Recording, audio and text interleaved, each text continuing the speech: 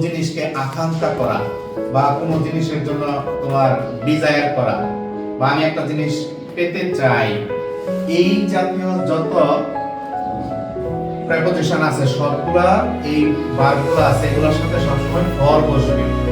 মানে যেমন তুমি হচ্ছে কোনো জিনিস ধরো বেগ, বেগের সাথে কি বসতে পারে? ফর। ব্যাক ফর মানে হচ্ছে প্রার্থনা করা বা চাওয়া।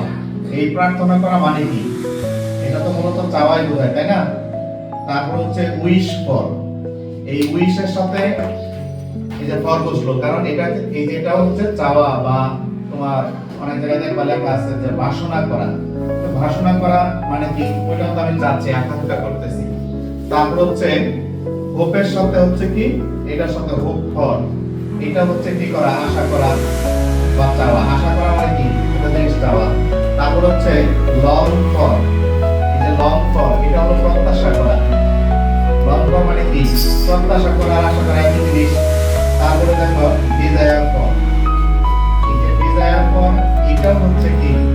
আকাঙ্ক্ষা করা বা আশা পোষণ করা, আশা করা। এরকম যে কোনো ভার্ব যেগুলো দ্বারা আসলে এক্সপেক্ট ফর, এটাও বলতে পারে। এক্সপেক্টের সাথে হচ্ছে কোনো কিছু তুমি আশা করতেছো, তো কোনো কিছুর জন্য যখন তুমি আশা করো আপনি এক্সপেক্ট ফর, এরকম জাতীয় যা আছে যে আশা বা আকাঙ্ক্ষা করা, বাসনা করা, চাওয়া, ক্লিয়ার? এরকম জাতীয় যে সমস্ত শব্দ আছে তাদের সাথে প্রেপোজিশন সবসময় ফর বসবে।